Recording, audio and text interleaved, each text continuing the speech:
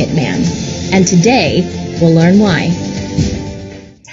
Now here's Kimberly Gogan with the Office of the Guardian. Hey, Kim, we made it to Friday. Not like that means anything, but we did. And hey, guess what? The deep state's getting paid today. Aren't you shocked? They've been told that they're getting paid today, right? Yeah, you know. Yeah, one of those We should days. just probably introduce this segment. Hey, it's Monday. Guess what today is? Hey, it's Friday. Yeah, exactly. It's not funny, but it is funny. You know, I have to laugh a little bit because I'm still waiting. I did this interview, if you haven't seen it, with George the Iceman the other day, and he mentioned to me that there is actually an occult reason why they pick those 2 days as being a payday. So I'm going to get that information. He hasn't sent it over to me yet, and then I'm going to share it with all of you, or have him come on and have him share it with you, because I got to know. At this point, I really would like to know why they do it every single week and why nobody seems to care. You know, they get angry, throw some stuff around. You know, by 5 o'clock today, they'll be really angry, you know, Eastern time. And then that'll be it. They'll It's say, like wait, they this is forget. wait till Monday. They're like, okay. What in the world? Yeah. And we're going to talk a little bit more about that in a bit here, too. I've got a few things I need to cover today. But first, before we do that, I would like to introduce to you or reintroduce to you Agent M. Agent M has been on before. He is a part of the Global Intelligence Agency. He is in the Middle East region. He's all over the Middle East most days. So without further delay, welcome, Agent M. Assalamu alaikum, peace be upon you all, ladies and gentlemen. It's good to be back and alive. I know, it's been a rough couple months, hasn't it? Yeah, they tried, they gave it all, but I'm still here. I know. Well, congratulations. We both made it through another 30 days. I know. Yeah, it was pretty rough there for the entire month of, half the month of June and half the month of July, for Agent M. I know that for sure. Yeah, it appears that, he's definitely still on the mend, to say the least, there. So, let's talk about, you know, what's been going on there. I've touched on it a little bit in the news. As well.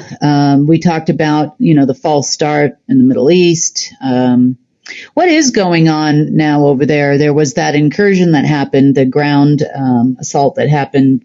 You know, we haven't seen something like that in over, I think it's 20 years now, as severe as it started out. Anyway, what is going on over there? What's the current status over there between Israel and Gaza?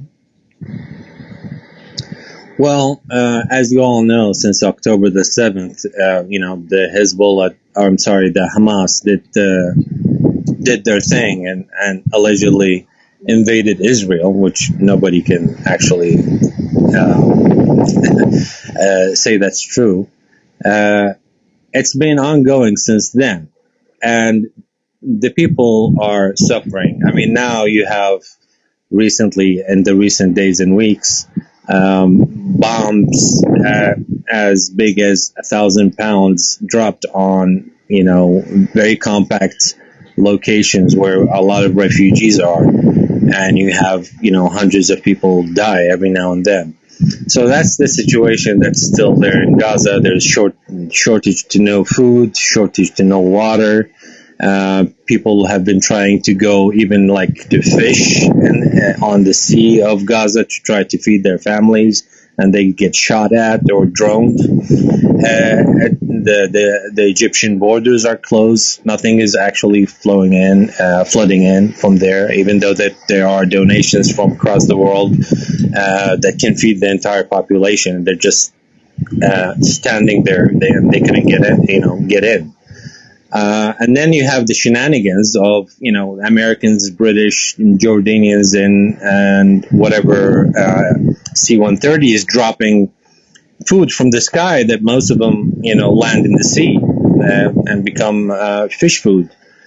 And so I don't comprehend the hypocrisy of we bomb them and kill them and try to feed them at the same time.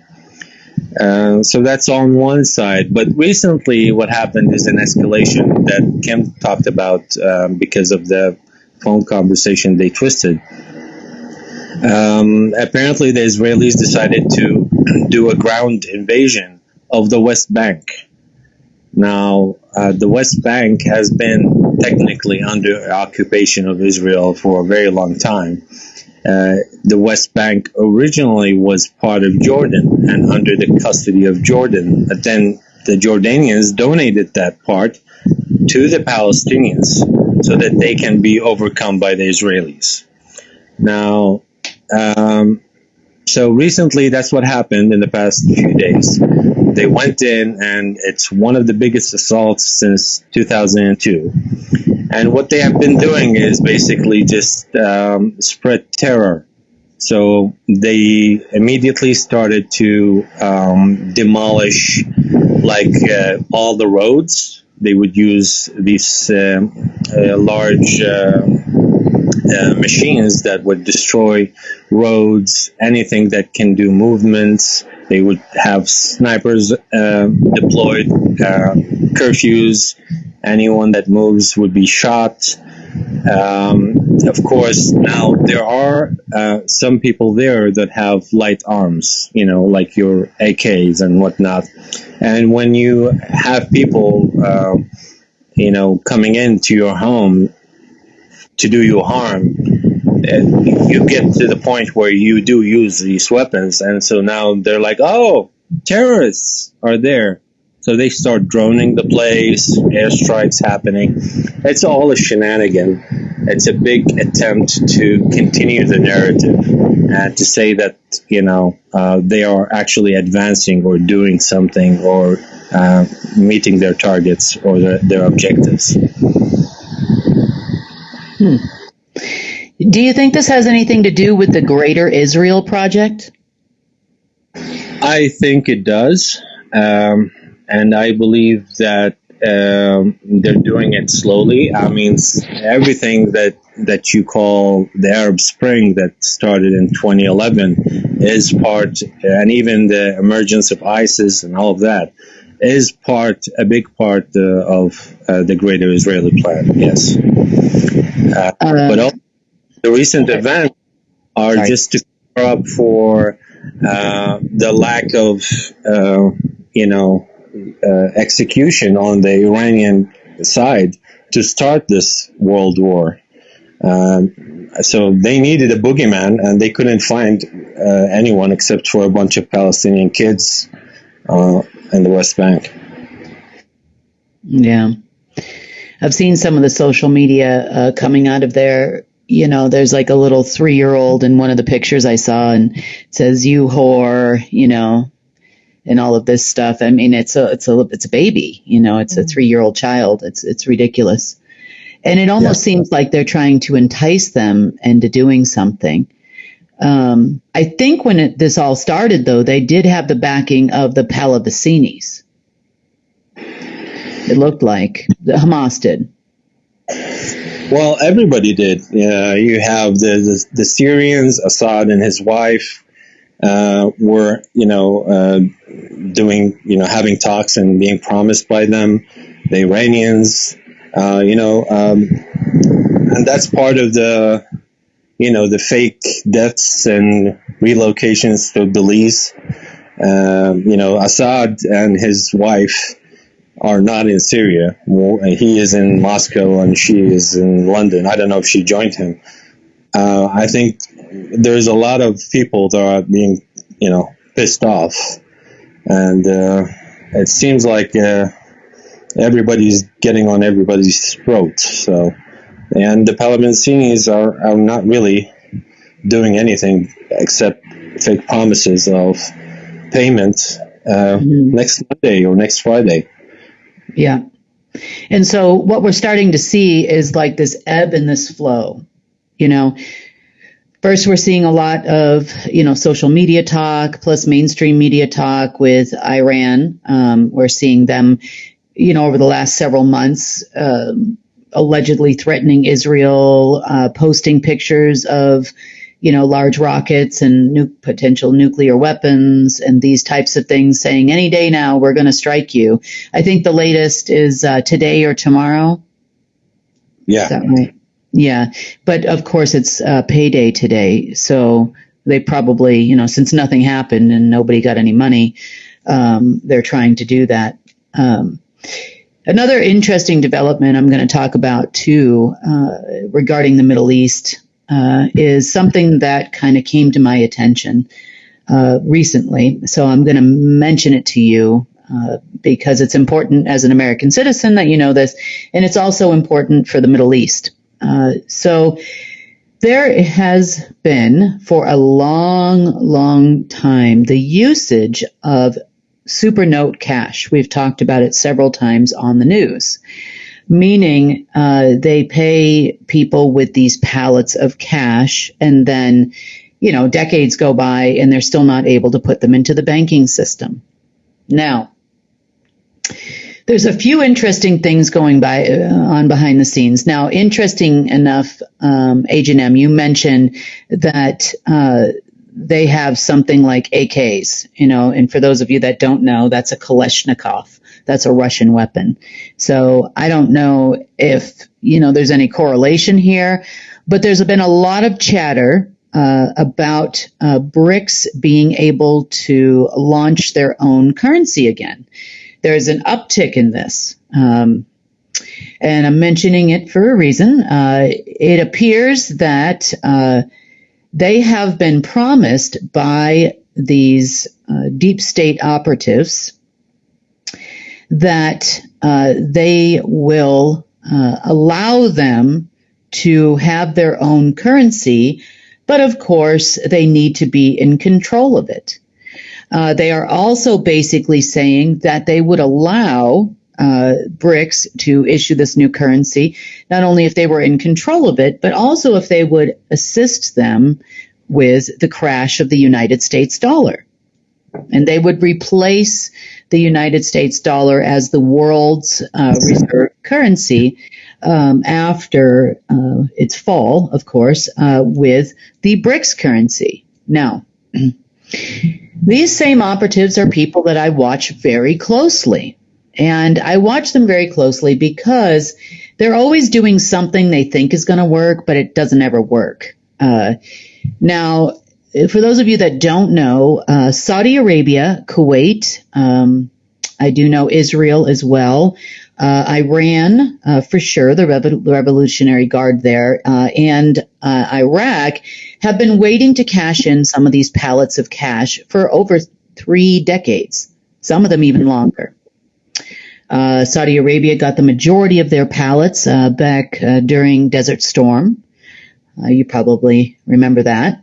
I know that some of the pallets of cash were actually sent to the tune of about $3 billion in pallets of cash were actually sent by Kamala, right, just as she came into office as Vice President of the United States.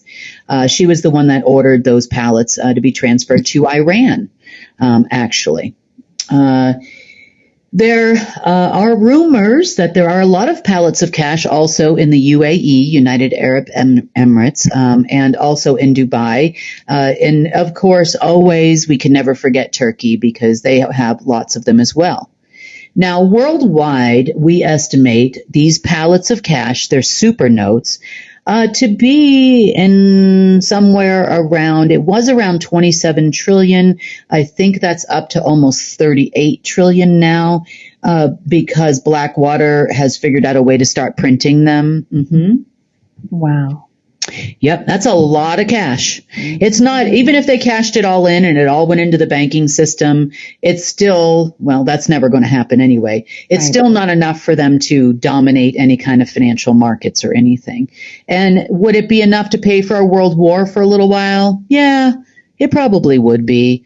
But that's never going to happen either, and I need to explain that. So it has come to my attention that the same people that are running this crazy operation of crash the dollar promise BRICS countries, most specifically China and, of course, Russia, that they would have their own currency, which is a lie, that their goal and their way that they plan on crashing the dollar, which would make sense to the Russians, because I keep repeating the Russians because I know I actually listen to the lengthy conversations that have been taking place both in person and also over the phone with Duck Dynasty. So I'm paying attention here. So Duck Dynasty is so old. Were operatives that were actually present during the fall of the Soviet Union back in the day. They talk about it a lot, these guys, both in, alt media circles, and then, they discuss it a lot about what they did. They keep saying they actually did it. Yeah. But what they forget is, number one, you had a significant group of alien overlords that did it. Okay, that's number one. Meaning the crash of the ruble did not happen because you guys put a bunch of ruble on some pallets, took it out of the country, and then came back in and flooded the market. Next, we did not have at that time a human-computer network that was global, meaning we did not have a financial system that was interconnected globally in those days. It really didn't start ramping up until 1984. And then, I'd say probably about the late 80s, mid 80s is when pretty much the whole world was on this global financial system. But what you did have at that point is you actually had a backbone Omega system that was in agreement with what the aliens wanted. Now, just because you're the cowboy boot wearing asshole that showed up over there in the 1979 or 89, whether that be Iran or in Russia, and moved money all around, and you think that you were the one that crashed? No, you didn't. No, that didn't happen. No, you just did your little tiny part, and you think you were successful, just like Leo Wanta and others that talk about they were the ones. There's been so many ones that have crashed the Soviet Union, allegedly. But, on the Russian side of it, it kind of made sense. Well, this was something the Russians and the Iranians were trying to do cooperatively in 1979. So, for those of you listening, welcome back to 1979. Here we are again. We're running the same operations that we ran then, or they are, I should say, not us. So they intend to take this approximately, from what I can tell, about 38 trillion in fake United States dollars, and they think that they could flood the market with them, number one. Number two, blame it on China. It's already started. They're going to blame it on China. Number three, that means they get their world war. And number four, they think that'll give them access to a system that really doesn't exist anymore called Omega. And number five, I don't know if they're trying to beat it into submission. I don't know. I don't. They're trying to will it to happen, I feel. They're trying to will it to happen. Look, all the humans that want this to happen. And then we're going to go into the savior complex about this too, because you actually do play a big part in a lot of what's going on. So I think the reason why we're seeing a lot of steady movement in the Middle East, but not a complete eruption, is because everybody is being promised now that they can cash in these pallets of cash. For those of you that don't know, the central bank digital currency known as USTC is also been given in fake wallets. I think, Agent M, you even got some at one point, didn't you? I received from someone else something similar, which was, I think, the earlier version of this, the XUSDT or XUSDP, something like that. Yeah. Insert digital currency here. And of course, they wanted him to do a bunch of things. And he's like, well, I can't spend this money, and there was this whole argument. So, of course, they were going to round back to him when that was cashable. And now we've got a new one, USTC, US Treasury coin, which is not involving the Fed, by the way, but it is involving the Treasury Department, which has always been a Black Sun operation. So they are also holding these large wallets that they've been promised they could cash that in very soon. The other thing that all these countries have in common is most all of them now hold the BRICS digital currency in fake wallets, which is fake money, which they can't actually use. So there's a lot of chatter going on right now about the United States supporting BRICS as the global currency of the world, the global world's trade currency. So in other words, all gold, all oil, all gas, would all be traded in BRICS global currency at that point. Now, see, these are Americans, most of them, and they're more than happy to crash the United States as long as they get some power. I think they've been wearing their cowboy hat too tight and their boots too small, because this is never going to happen the way they plan it. So they want to take this cash. They think they can flood the market in 2024 and end up with the same results that they had in the USSR, which meant a crash of the economy. Then they come in and then they'll make their deals with the United States. Of course, they're going to be the savior now, them and the orange people. Not the Oompa Loompas, guys. I have nothing against Oompa Loompas. I'm talking about the taller orange people. They're going to come in and they're going to be the savior of the United States. Going to negotiate with China just like they negotiated with the U.S. on behalf of the USSR states in Russia, et cetera, at the time. But you have a little flawed model here, gentlemen. Number one, you do not control human-computer networks. Number two, that is not in Omega's former programming, even if you could get it up and running again. Next, you're going to run into the key integrated monetary system, which will kick out your $38 trillion in fake money.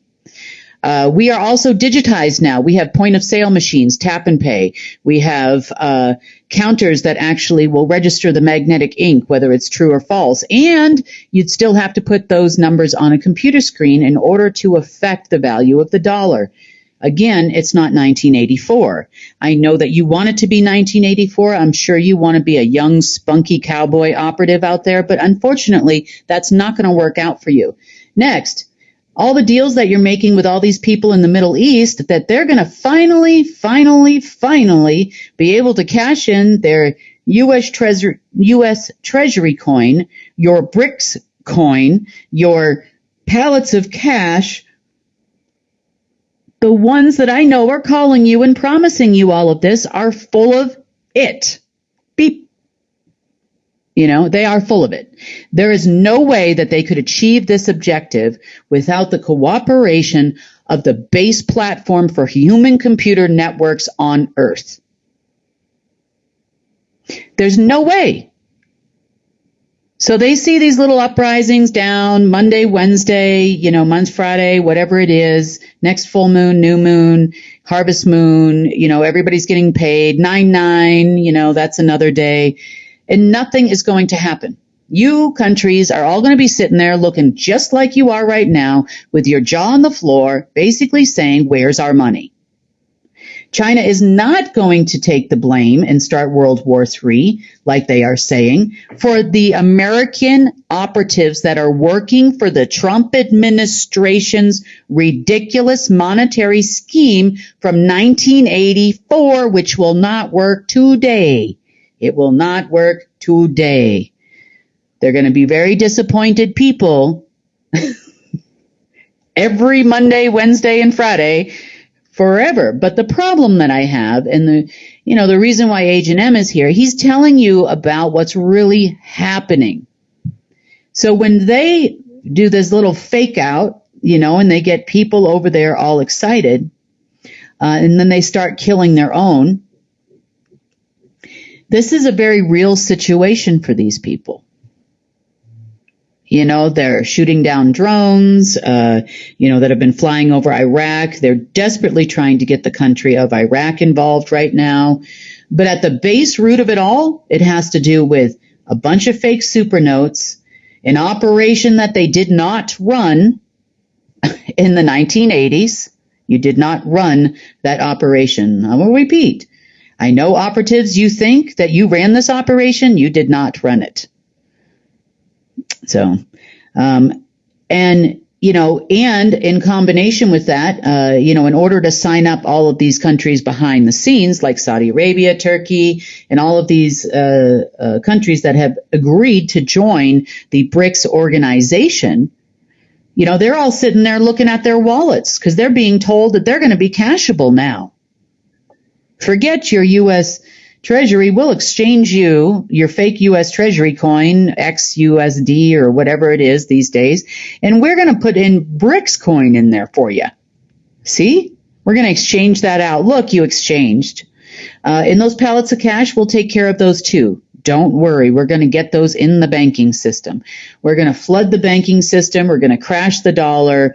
We know how much you hate the United States. We even quit working for the United States, even though they are Trump, basically. And we're going to go work for China now, just like Blackwater, Academy, Frontier, whatever you call it, did. So we're going to support them in what they're doing. The Russians, well, they're just going to get... I almost said that. They're just going to get, how do I say this? Let's just say, be disappointed. They're going to be disappointed. There, I recovered nicely, didn't I? You did. They're going to be highly disappointed when this doesn't work out, but they have been providing arms, as we know, to Iran. They've been providing arms to some northern African countries as well. And they've also been providing arms to, apparently, to Hamas. Probably because the Pallavicini family is in tight with the family, I'll just leave the Greek family, that also is a part of the black nobility. Now, I have heard a rumor. I have not been able to confirm it because it had nothing to do with me at this moment. So I need to actually confirm this rumor, that the person who has taken the position of Falcon. Now, Falcon is a position in the order of the Black Sun. This would be second in command to the Black Eagle. I don't know, they like birds over there. But anyway, it would be second in command to the Black Eagle. But I heard that this person departed the planet last night. So I have not confirmed that yet. I probably could try to confirm it over the weekend. I haven't been, I've kind of been focused on some other things. But yeah. So, we talk a lot here about, savior complexes, savior syndromes, all of this type of stuff. And I guess it's no different for countries. Mm. We say if it's going to be, it's up to me. These people say if it's going to be, it's up to us. Even though we keep pointing out that all they do is lie. Yeah. They try to use Tom, use me to say that that's where the money is coming from. That didn't work out real well. And so now they're back to the pallets of cash. It's actually called here, amongst U.S. operatives, it's called Project Becky. Is what it's called. I don't know who Rebecca was or Becky is, but that's what they named it, as Project Becky. So they've been trying to cash these pallets. They've been floating around the operative world with big promises and zero delivery, as far as I know, for, let's see, 1, 2, 3, 4 decades. 4 or 5 decades. Yeah. And nobody's actually been able to cash them in. Actually, at that time, when this all started, it was Bush Sr. that created this. How to get everybody to do something for nothing scam. Right. How to move the world for nothing. But at that time, operatives were actually still getting paid money too, because they had access to some accounts that were based out of Credit Suisse, but trickled into places like the Cayman Islands and Panama and other places where operatives would get paid. So So at this moment in time, that is never going to happen. So if you happen to be listening to this from Iran, Iraq, Israel, or anywhere else, they do not have the power to put those dollars into circulation. Yeah, you might find some people trying to buy gas at a gas station or a petrol station here in the US or whatever with it. It doesn't even matter if you try to circulate those dollars all over the world. It doesn't even matter if you made deals with banks to take them in, because the actual Office of Accounting is not going to count them as a viable dollar. It'll count them as counterfeit, actually, and then kick it out of the banking system completely. So you've kind of, they keep trying to do something that's old, make it new, but what it does is it kills people. Mm-hmm. And that's my concern. My biggest concern right now is their lies kill people. And I don't know if they breed or what they do, but like you get rid of 100 of them and then there's 100 more. I mean, I have been to so many sites on this planet where they have been trying to get a hold of systems, trying to do things that are going to blow people up. I was in the Maldives this morning. I was also off the coast of Greenland this morning as well. And they just never get anywhere. But I guess they have faith and they're not going to give up. But the savior complex of countries, like the Russians, the Chinese, are they ever going to get over the fact that order is never going to come through for them? Are they? Doesn't seem like it. That's number one. Number two, you know what? If the Russian government wasn't in on this, the USSR government at the time, the old KGB used to run it. The KGB still running it. That's Putin. Whatever that is these days. Still running the Russian government. Nothing's changed. Nothing's changed whatsoever. The only difference is they're all sitting there waiting for their partners in crime there, the cowboy people, to finish the job. That's why I'm encouraging all of you to start to think about something different, think about something new. What can we do to fix this society the way that it is? How do you not become the old KGB? Start your war again, keep things back up in Ukraine, keep it pumping on behalf of some cowboys that think it's 1984. I'm under no delusion it's 2024. I don't know about you guys, but it's definitely 2024, at least in our current calendar. I don't know how many trips around the sun that really means and 4 calendars ago and whatever the SSP thinks, but that dog is never going to hunt. So I'm sorry, operative people. I'm sorry, AK-47 people and Kalashnikov people, but you're never going to get paid. It's never going to happen.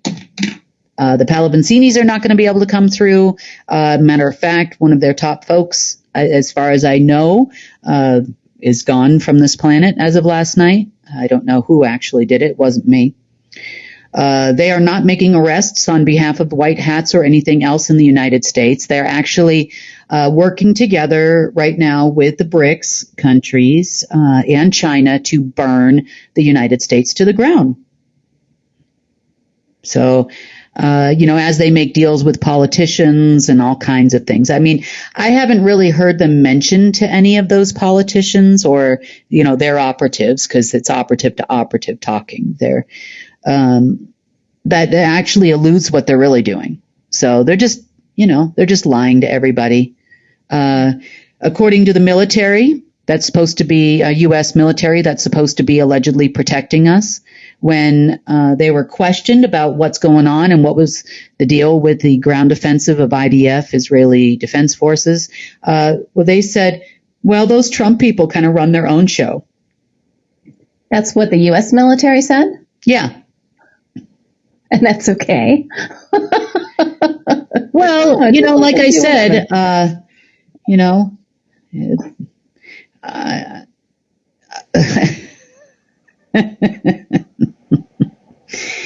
I told you I don't expect them to do anything. I really don't. There's no tribunals going on. There's no Gitmo project. There is none of that happening from our own U.S. military. And okay, fine. They're doing their own thing in the Middle East. That means that the Trump operatives are, using all of their contacts and connections from 1980, whoever's still alive over there, and they're still trying to run things in the Middle East. And that's fine. They Obviously, no offense, guys, but you probably should think about maybe taking a job as a Walmart greeter, maybe action hero in a movie. Maybe you could be that, but your baloney doesn't work over here. So we run counter to you guys all the time, and it takes like 5-10 minutes, and we're like, doop, done. But as far as this is concerned, it's just another day ending in Y with the same operations you think you ran in 1984, which you didn't run, that you intend to run again. So here we go. Do I see them crashing the United States dollar? No. Do I see them making promises that they're going to crash the U.S. dollar? Yes. Do I see the United States military that's supposed to be protecting the United States, like that's kind of technically their job, doing anything about it? Nope. Even if they thought it was possible, they'd be like, oh, well, that's cool. How much are we getting? Oh, we're going to get big money from it. Oh, okay. You can go ahead and just burn the place to the ground. That's totally fine. We'll help you, actually. Would you like us to arm some citizens, maybe get the Civil War going? Yeah. And it's no different over there in the Middle East. Yeah, it seems like we have a saying here. Says that the donkey doesn't fall in the same hole twice, which means a donkey is intelligent enough not to fall in the same hole again. Apparently, our deep state operatives are not even intelligent enough to be donkeys. Nope. They keep going in the same holes. They've got their select group of 15 holes or 20 holes, and it's the same thing over and over and over again, constantly over and over and over again, which is why I keep saying to you guys, we got to do it better. We got to do it different. We need to make sure we have our own resources in every respect. And for the love of God, please do not expect the military to save you, because they're not going to. It's never going to happen. They're complacent in half of the operations that are intended to burn this country to the ground. It's really the leadership, though, right, Kim? Because, there's a lot of people in the military that really do think that they're serving their country and doing a good thing. I know they do. And a lot of them even know what's going on, more than they're willing to say. Because when you're in there, you can't say anything, right? You have to go, even if they know they're going into the slaughter and the orders don't make any sense. Right. They still will go anyway because, that being told to, and that's how rank and file works. And, for them, their father served, their mother may have served, something like that. They go into the military and they don't want to dishonor their parents, by not following orders and not being, a good little soldier and that kind of thing. But, I would caution you to ever joining the military. In any country, anywhere at this moment in time. I'm sure it's excellent training. The benefits are excellent, but it isn't your daddy's military anymore. It's worse than it's ever been. It's just not worth it. Why would you do it? If anything, maybe take some training courses, figure out how to shoot some guns and be prepared to defend your neighborhood should anything happen. Protect your own. They give them guns so they can protect themselves, and then they call them a terrorist. It's a setup. Oh, look, it's a Kalashnikov. Hey, anybody watch the movie American Made? Anybody see that movie? Yeah, I saw it. What a coincidence. They were shoving Kalashnikovs down the throats of the people in Panama. Just down their throats. They wanted to make sure they were running around with Russian weapons so that they could blame Russia for what was happening there. Russia, supplied the weapons, but it wasn't. It was the CIA in the movie, and it's the CIA now. Who is really providing Kalashnikovs to the people in the Strip? But if you're standing there with your wife and your kids, or your kids and, whatever, you're going to defend your kids, and you've got now a weapon to hopefully defend yourself somewhat so that you can make it to the corner store to get a gallon of milk.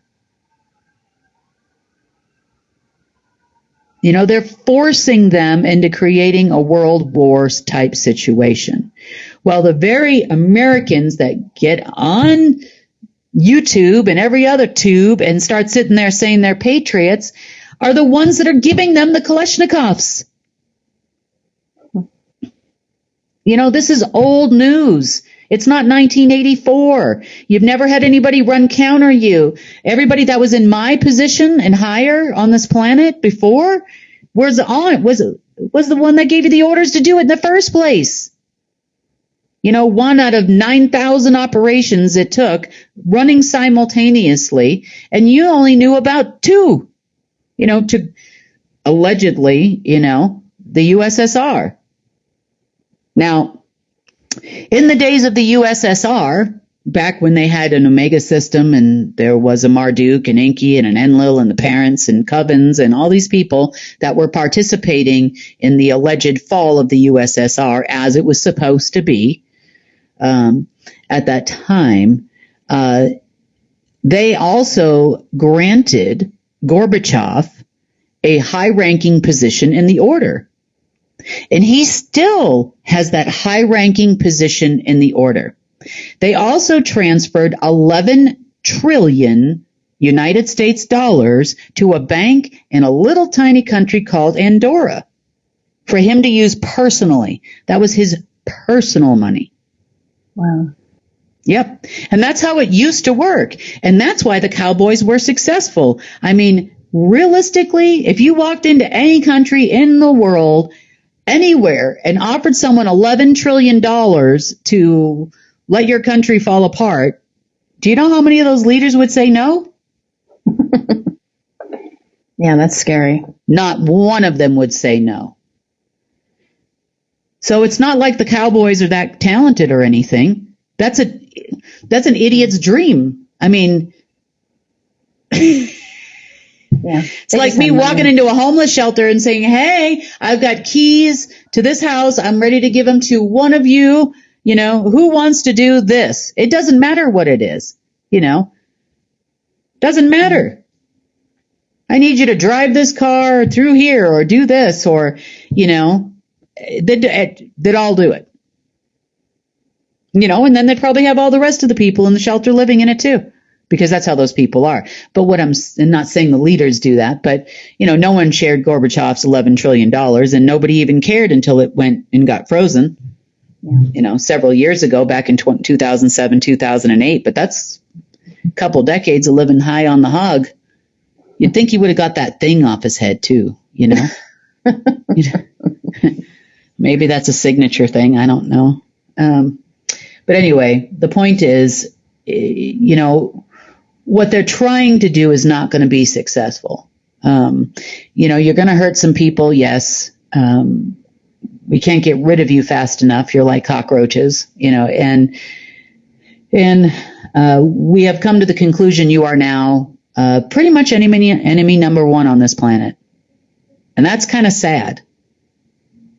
I'm going to start putting posters up through the Gaza Strip. Have you seen Mo, Larry, or Curly? You know, call us. Call this number.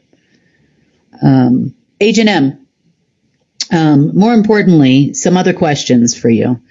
So let's just say we can get Duck Dynasty to stop disrupting life in the Middle East. Let's just say that they abandon the Israeli project. Let's just say the Greater Israel Project, where Israel becomes the entire Middle East. That's their goal there. Let's just say all that's abandoned. What do you feel is going to be some of the greatest challenges, you know, with life in the region there that we're going to face? Well, me personally, I believe that when there is a vacuum of power, someone or something else arises to fill that gap. And you have some power-hungry people that, you know, either were born privileged or is just trying to climb the ladder. And people might think this is, you know, outrageous, but I believe the first threat to the people if all of these Israel and everything tied to it was gone. Uh, the religious people on all sides are going to be a hurdle. Each one is going to entice his group or his people and try to wage war against the others, even if unprompted. It's just power and money. So whether it's a Sunni or a Shia, they all get contributions and donations, just like people in churches across the world, for example, do. And maybe like the churches don't donate that much, but like for example, the Shia people donate 20% of their annual income to people like Sistani and others. So I believe that these are going to be, people need to be educated that these people are not of the light, and that they don't have their best interests at heart, and they need to be, if needed, exposed. And people need to be shown the light, basically. Other than that, you will have security issues. The region is primarily tribal, and there have been, due to situations that the Middle East had been through for the past at least 100 years, if not more, you have a lot of vengeance and things like that, and hatred between this city and that city, or this tribe and that tribe, or this family and that family, and this carries on generation after generation in some cases. So these need to be resolved. There has to be like some form of an honor code or something that everybody signs on that starts for a new beginning, and forgive the past, forgive each other, and forgive themselves, and look into the future. Then you would have things like food security and infrastructure. Like at the moment, if you look at the Middle East, Egypt is now having blackouts and brownouts for I don't know what reason that this is manufactured, because they do have the fuel, and they have actually double the capacity of their production or what they need. So that is manufactured. But like in places like Lebanon currently is producing, the power grid there is producing zero. Everything in the country is being run on like private small generators and off-market fuel. The country itself does not have fuel anymore, and has no money to actually import any. Iraq was funding them or giving them free. Well, not to the people.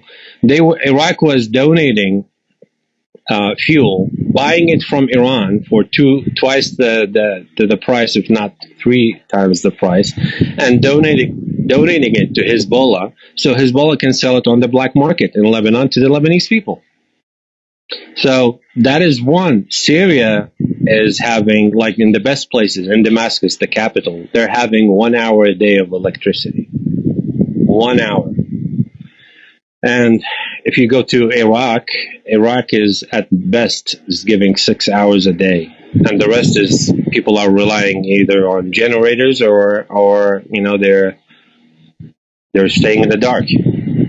So these are things that need immediate attention afterwards, and people need to arise to the occasion. People need to come together. The leaders, the ones that are instinctive leaders, the alpha males and females. Now it's their time to shine. Now it's their time to step up, because if they're gonna stay in hiding, and if they're gonna keep the status quo, the bad people are gonna still be there, and if not, more bad people will be created because they see opportunity. So these are some of the things I see that needs attention in that scenario. Well, yeah, and we're not even just talking about war-torn areas, either. We're talking about cities, where there really wasn't any kind of war happening, at least not in a few decades. They don't have full power either, right? That is true, yeah. Mm-hmm.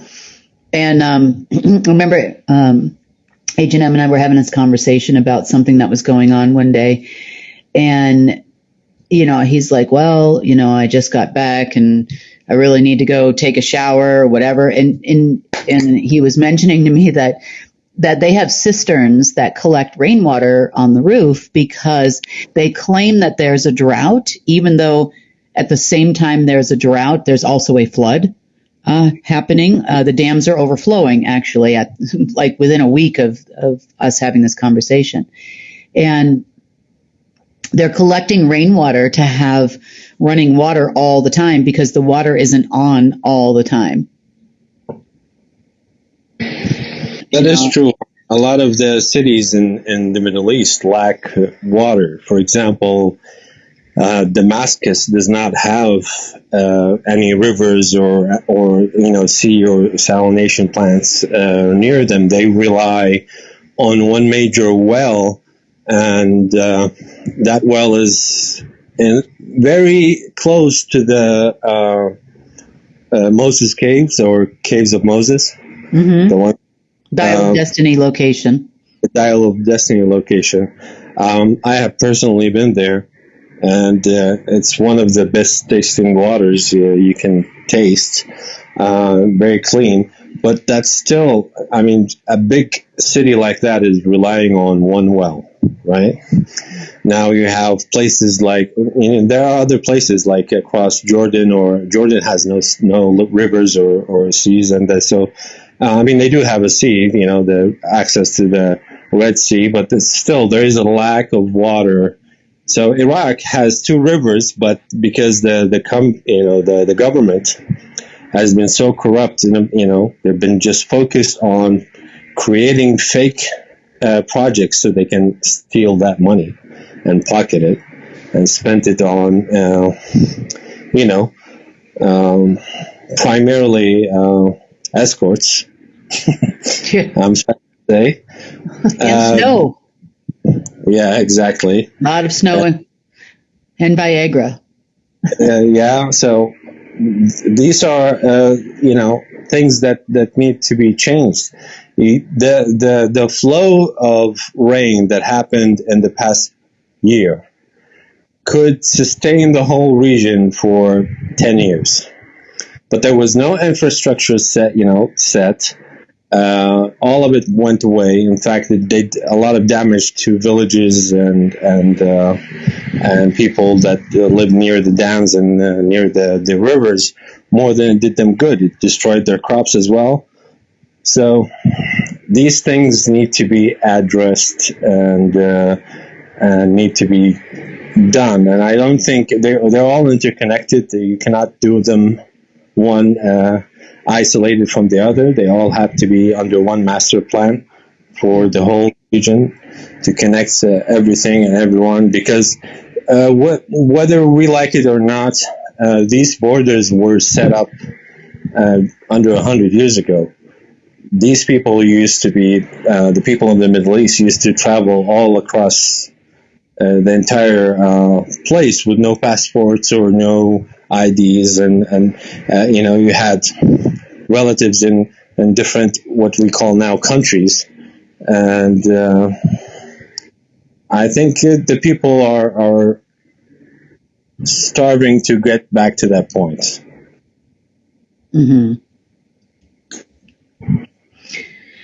Well, change is never easy, but we've only been desalinating water now for, probably at least a century, if not more, longer than a century.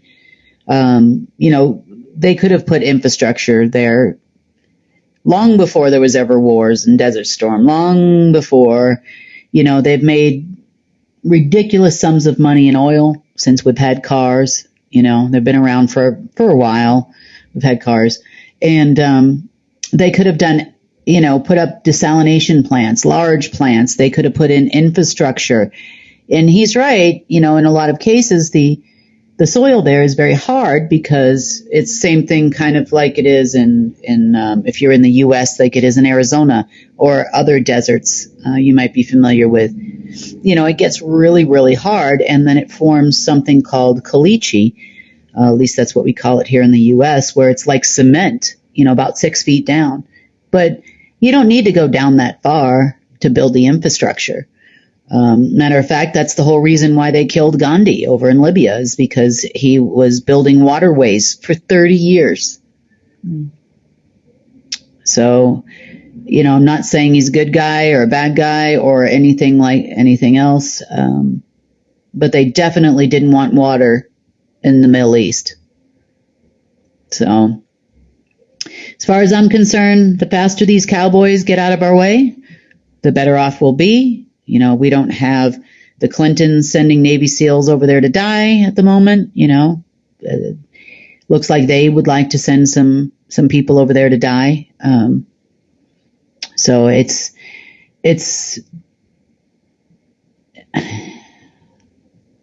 don't take people's words for it. Let's put it that way. When people are telling you that they're saving this and saving babies and saving these things and all that, they are not saving anyone.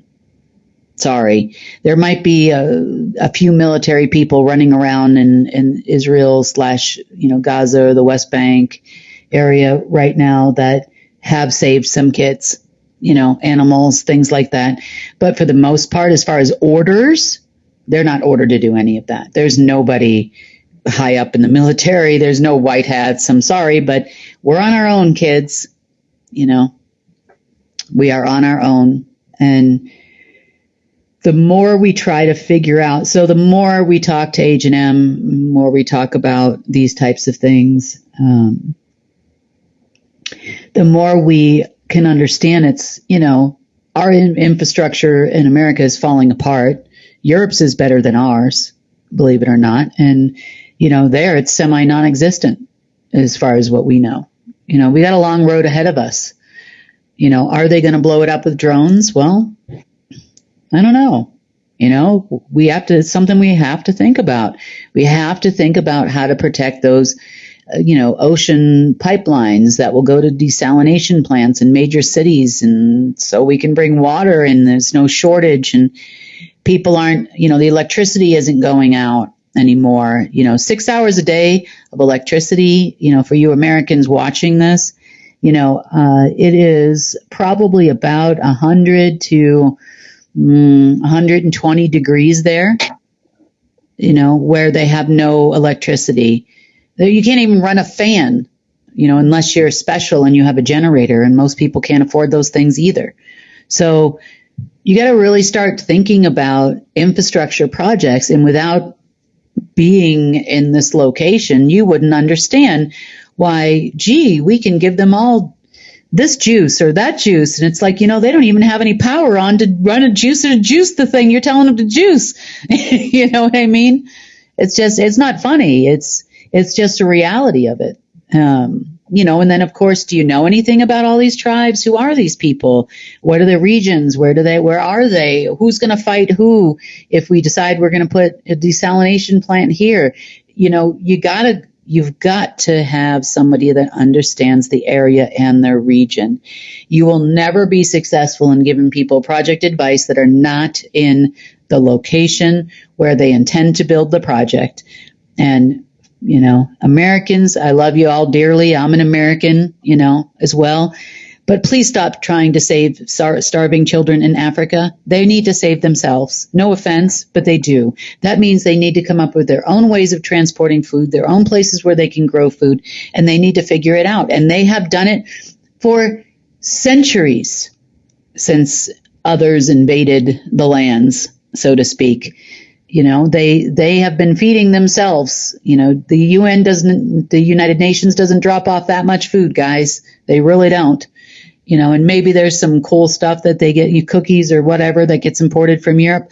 But for the most part, they're ready to do it, and they're ready to do it themselves. They don't need your help. No offense, guys. Focus on the children that are starving down the street from you, because I guarantee you there are. We paint this picture to the rest of the Western world and on television like this is the greatest country. It hasn't been the greatest country for a long, long time. And you can thank our cowboys for that. And they'd like to burn it further to the ground. So that's something we need to be concerned about too, because we now know what they would like to do. They have sold out to China. I think they want to be China operatives. I don't know if that's, they would like to do that over there. China's also lying to them, to be fair. And everybody's lying to the Russians, both the Chinese and the What a mess. Yeah. Oh boy, But the world needs to change, and it's going to change because we're changing it. It's not because somebody's coming to save us. It's not because the military is going to do something for us. And I'm sorry, and it's a hard fact, really. And there have been times in my life where the only thing there was source. That's it. And I thought to myself, how am I going to do this by myself? How? That's not even possible. But you know what? Things are possible that you never even dreamt of. When you'd be surprised. Things just show right up on your doorstep. You come up with a great idea, how you can negotiate with all these tribes to get everybody to at least agree that you all need electricity and water, and what their share in that might be, if it's a monetary thing. And I know you don't like these people, and that's fine. You don't have to like these people, but you need to send the water through, how do we make those negotiations? And someone that has been there, knows those people, like H&M, will help us get that job done. We may need lots of things from you guys too. I know the medical system there is terrible as well. You don't make a doctor's appointment there. You'll sit there all day long, and you might not get to see the doctor for 3 days. You have to come back in the morning and wait in line again. So, I know everybody thinks that the U.S. is burning, and I've received some messages saying, oh, I had to walk, my car's broken. Try being H&M over here. That's not a good. Well, that's what I'm trying to say. Count your blessings. He's still walking. He's breathing after, a whole month of barely making it. We have a lot of work to do, and we have to look at ourselves too and say, what are we willing to do? Things that we see as saviors aren't just people either. We can walk down the street to a pharmacy or we call them drugstores here in America, and you can go pick up some aspirin if you have a migraine. You can go make an emergency appointment and get seen the same day. And we complain if we have to wait a couple hours in an emergency room or an urgent care. You don't realize how good you have it and how good the system actually is compared to the way it is in other countries. So, but we definitely need to take a look at the things that we find convenient and figure out something to replace them. And hopefully something healthier, that works. So, long road to go, guys. We've got a lot of work to do. So roll up your sleeves, get to work on your planning of how we're going to do that in your community, in your area, in your country. And try not to focus on the dark parts of things that are trying to happen here and there. I know it's disturbing and it's upsetting, but these people are strong. They've been through this for decades. Most of them don't even know what it's like to live in an area where there is no war and people aren't shooting at each other. And it's not often as bad as it seems on TV either. Some of these places, H&M, you remember the time we had that footage of them videotaping them shooting rockets and it really wasn't even happening? Oh yeah, they falsify things all the time, especially recently. where there isn't like pay or nobody's holding their promises. And so I'll give you an example. Recently, this is not in Iraq, this is in Lebanon. Right before that incident with the Israelis going into the West Bank, the Hezbollah launched, I counted them, 40 rockets. And they came out in the media saying they launched 320 rockets. I was like, there were only 40. I counted them, from all footage, from all different angles. I saw them. And, they allegedly also said that they hit Israeli forces with it. In fact, the only thing that was hit was a chicken farm, and a few chickens were killed and injured. Other than that, nothing. And now you can see there's a meme that is, going like wildfire in the Middle East, where chickens are armed. There are pictures of chickens that are armed, to protect themselves. And, so it's like, I can see that. That could be very important. Yeah. Yeah, they do that a lot. The other thing that we've also heard over the last week is allegedly there had been 8 people, according to data, that had passed away of monkeypox in the last 50 years. Now, if we look at the current data that is being reported, over 525 people have died on the African continent. There's hundreds of thousands of people that are infected. And, the numbers just went off the charts. I'm like, yeah, no, definitely not. Unless POX stands for some kind of new machine gun or drone. Is it a POX drone, H&M? No. Pakistani. No. Maybe it's like Disease X and SpaceX and Elon Musk. Maybe he's got a POX drone. That's, yeah. I mean, if you list, since coronavirus first came out, or at least in the media, if you list all the names of the variations that happened of that, and every single disease that came after that, we would reach probably 100 now. And monkeypox is probably not going to be the last. I mean, I don't know what pox they're going to come up with later, but it's not going to work. They don't have, they don't have the means to spread them, and they don't have the means to bribe and pay the government to actually implement lockdowns and other things. And because they have not paid up on their last, COVID bonds and other things. So nope. I don't think they're gonna, unless, they are going to decide to be that specific type of donkey. I don't think they're gonna fall for it again. At least not that way. I don't know. Don't insult donkeys. They're nice. I know. They have fallen in many, unlike the donkeys, they have gone into the same hole many, many times and tried to jam that square peg right into the round hole over and over, with no results. So we'll see what happens over the weekend. God willing, we'll start to see some change. I know we've been working on change over here.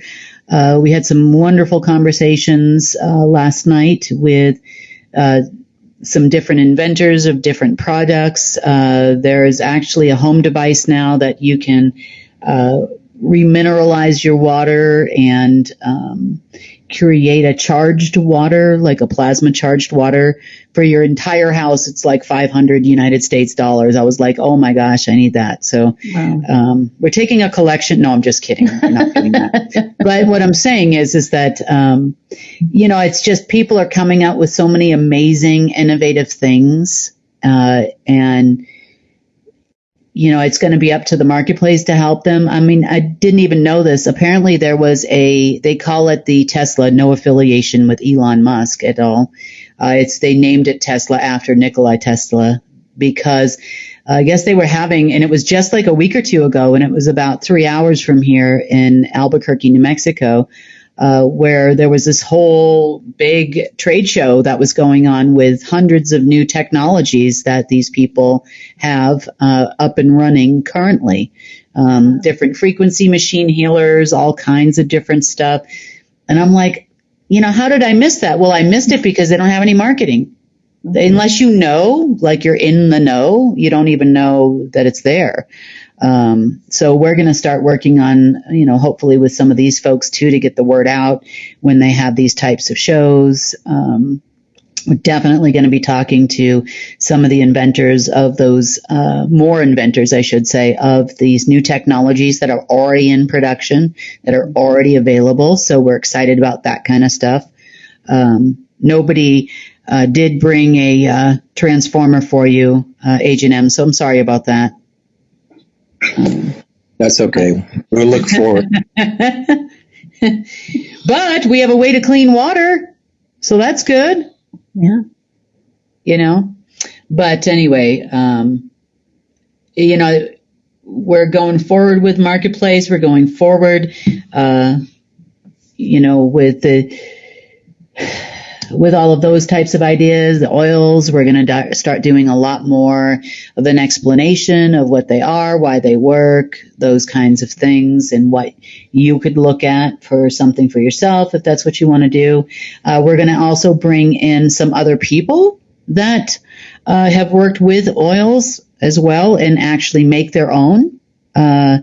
That kind of thing too, and get their expertise in their suggestions, because, we're doing this, not for our own selves. We're doing it for you and for everyone.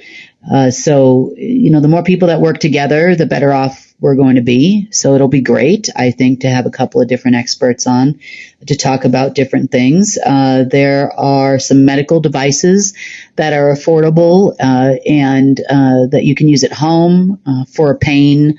They use frequency sound and a certain amount of light, I should say. So there's a lot of different things that they've taken that are kind of on the market that they have perfected. They've actually, there was one guy that took and put, I think he said well over 100 human frequencies, beneficial frequencies into his machine. So when you run the machine on yourself, it can actually make all those changes in your body that are positive for healing many different things. So many great things out there. We have not stopped moving forward. Obviously, there's still operations in progress as far as, no, you're not going to crash the currency. No, you're not going to do this. But, we're working hard at progressing. Let's put it that way. Very much so, putting together systems that are going to replace other systems, which everyone is going to have to participate in. And I don't mean like we're forcing you to be slaves. What I mean is it's going to be all of our jobs to make sure that the system works. There has to be a guy that drives the truck. There's going to be a guy that picks up and unloads the truck. There's going to be a lady that's going to do this. There's going to be a man that's going to do that. So, we're not, there's no one left behind and no one's left out, but it took, all those people and some aliens to make the crappy system we live in now. It's going to take all of us to get together and make this work and really listen to each other too, because a lot of people have great ideas, and maybe your idea is halfway there, but maybe they have something else, and don't go yelling at these people. We're not our enemy. We are not our enemy. There are enemies out there, but we, the people, are not it. And I'm sure everybody would like to be right, but we're going to have to throw that attitude out the window where, ideas are supported not because of who the person is or that they've been doing something for 30 years, because I've been surprised by someone who doesn't even have any experience in something going, oh, look, outside looking in, here's that solution. It's like, wow, never thought about that, so just remember, we're not each other's enemy. Please, try to move forward in a way. You don't have to like everybody. Really, you don't. You don't have to invite them over for barbecues or anything like that. But remember, you have the same mission, and that is to make the world a better place for generations to come, and may it never go back to the way that it is now. And just repeat that in your head every time you want to yell at Mary or Fred or Frank or whoever. Just repeat that over and over again. We are not each other's enemy. No. So, on that note, Sunny, now it's your turn. It's my turn. Yeah. To wrap up the news. Yeah. All right. Thank you, Kim. Thank you, H&M. Want to